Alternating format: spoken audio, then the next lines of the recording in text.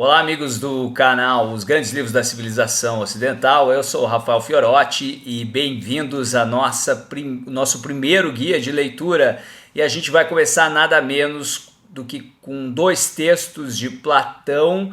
O primeiro texto é a Apologia de Sócrates. A Apologia é o julgamento, a defesa que o Sócrates tenta fazer dele mesmo. Tenta não, ele é muito bem sucedido, infelizmente ele é executado. E o segundo é o Criton, ou o diálogo do dever, onde Sócrates conversa após julgado e sentenciado com seu amigo Criton, que lhe oferece ajuda para tentar fugir, e ele então explica por que ele não irá fugir e enfrentará a morte. Ok? Então sejam muito bem-vindos e vamos para o nosso guia conforme ele foi definido pelo nosso professor Mortimer Adler. No final a gente vai ter algumas questões para testar a nossa leitura. São 20 páginas, é bem tranquilo, dá para fazer muito bem em 2 semanas. Vamos lá? Então o relato que é feito pelo Platão a respeito do julgamento do Sócrates e dos últimos dias dele, né, Sócrates na prisão, dramatizam para nós de uma forma muito viva um dos momentos mais comoventes da história da raça humana.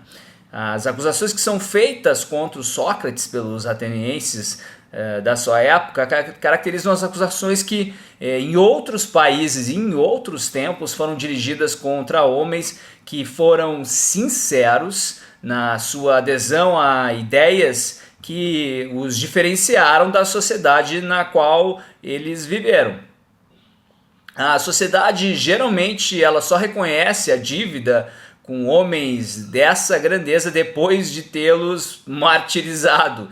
Mas esses homens raramente reconheceram tão claramente quanto o Sócrates fez a razão da vontade da sociedade em calá-los.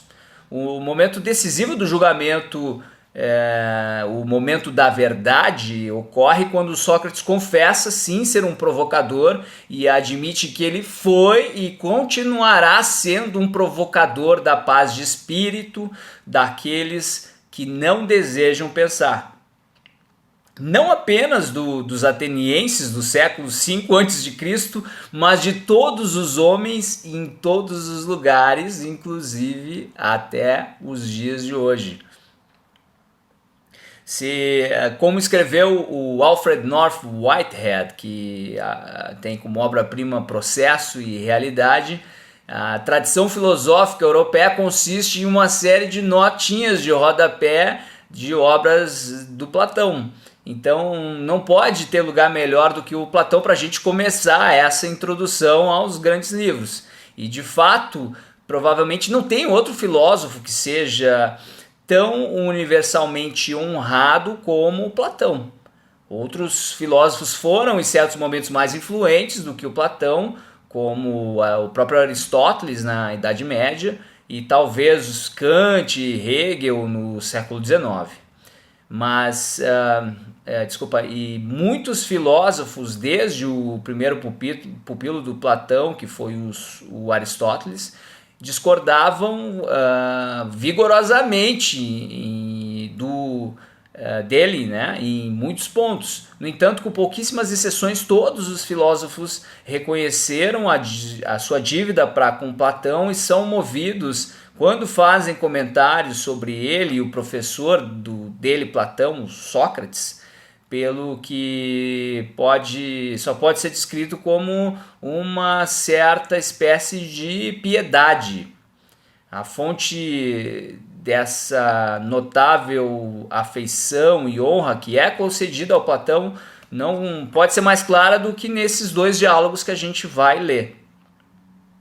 E ela deriva grande parte da figura do Sócrates, que é apresentado aqui, né, como um homem de verdadeira retidão e coragem, coisas que a gente dificilmente vê hoje em dia.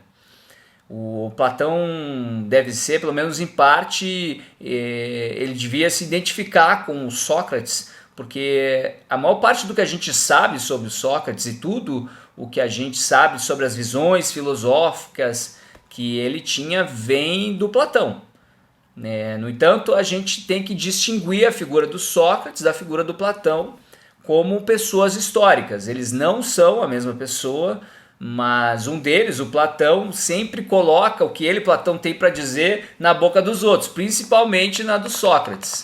Então, nos diálogos que nós vamos ler, é sempre o Platão, na verdade, que está falando. Embora a habilidade dele na escrita dos diálogos seja tal que a gente facilmente esquece desse fato, e acabamos imaginando que é o Sócrates quem de fato está falando com a gente, né? E para ajudar a produzir essa ilusão, o Platão ele usa alguns truques, né? Como ele se refere a si mesmo pelo nome, né? Então, no texto da Apologia, o nome dele aparece 2 vezes, né? Numa parte que o Sócrates menciona, ele fala mais ou menos assim: Adimanto, filho de Ariston, cujo irmão Platão está presente, como se falando dele próprio, né? Ele, Platão, escrevendo. Na verdade seria o Sócrates falando, mas é ele, o Platão, que está escrevendo, né? E novamente em outra parte do texto ele fala que o Platão é mencionado como sendo um dos amigos do Sócrates que propôs a ele pagar uma multa de 30 minais como forma de punição ao invés da execução, e essa multa, um dos que seriam os fiadores da multa, que iria ajudar a pagar a multa, seria o Platão. Então são as 2 maneiras que são os truques que o Platão usa, né? Ainda assim, não dá para a gente se enganar que as obras do Platão sempre foram sendo reconhecidas como sendo obras de Platão e não do Sócrates, tá? Então, seria errado também supor que, ao escrever os diálogos, o Platão agiu como um simples datilógrafo, um registrador de conversas entre o Sócrates e as pessoas que estavam conversando com o Sócrates. O Platão colocou na boca dos participantes das conversas o que ele achou que eles poderiam ter dito e o que ele achou que o Sócrates teria dito. Então, assim, certamente a gente não tem aqui relatos ipsi literis, assim, realmente como se fosse alguém registrando, né? Os adversários do Sócrates aparecem no texto provavelmente muito mais truculentos do que eles eram na vida real, e o Sócrates provavelmente está descrito ali como alguém que é muito mais paciente, muito mais sábio do que ele seria mesmo na vida real. No entanto, assim, embora o conteúdo dos diálogos seja do Platão, e embora a maneira como o diálogo pode ter sido um pouco alterado por ele, Platão, a impressão geral é que o Platão ele desejava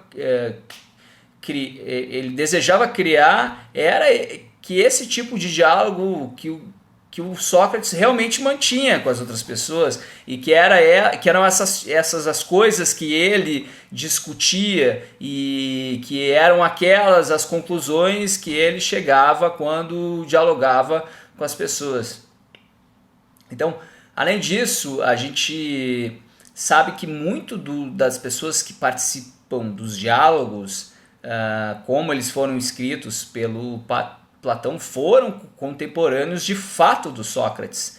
Nem todos eram meros jovens, mas muitos eram pessoas já mais velhas e conhecidas, não só na sociedade ateniense, mas como foram eternizadas em outras obras, né? O caso do Górgias e do Protágoras, que eles aparecem nos diálogos ali que são atribuídos a eles, e foram famosos sofistas da época. O Alcibíades, que faz a aparição dele no Simpósio, já era famoso a ponto de aparecer no livro Vidas de Plutarco.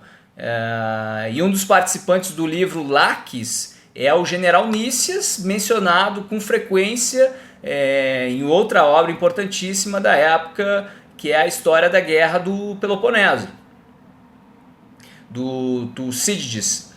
Então a gente pode assumir que não apenas os nomes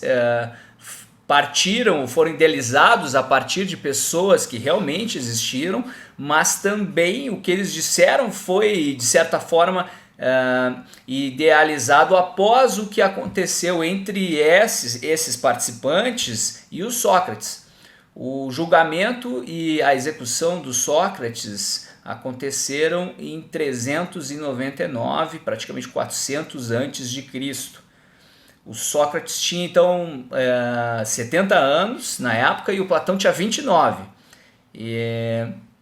No entanto, pode ser que o Platão tenha escrito esses eventos só muitos anos depois deles realmente terem acontecido. Os três acusadores do Sócrates foram o Meleto, o Anitos e o Licon. E eu peço desculpa aqui se a pronúncia em português não estiver certa, se alguém souber a pronúncia exata, por favor me corrija aí nos comentários também. Então, assim, por que Atenas mandou o seu cidadão mais famoso para a morte? As acusações e as respostas que o Sócrates dá a essas acusações no julgamento, que é a apologia, né? É a defesa do Sócrates a essas acusações, a gente pode examinar nesse texto da apologia.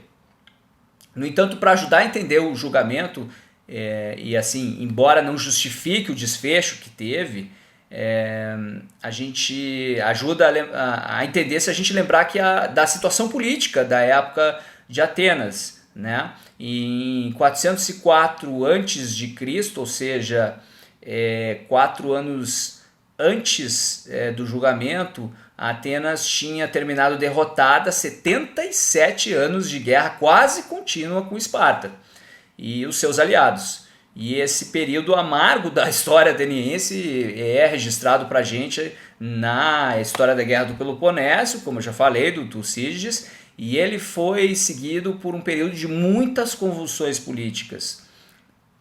A democracia, que havia sido a forma de governo de Atenas durante 100 anos, foi substituída por uma oligarquia, um governo de meia dúzia de pessoas que determinavam os rumos da política, né? O governo dos 30, o Sócrates faz uma menção a isso no texto, mas a oligarquia não durou muito e ela foi substituída de novo pela democracia, e uma democracia ainda mais forte, com caráter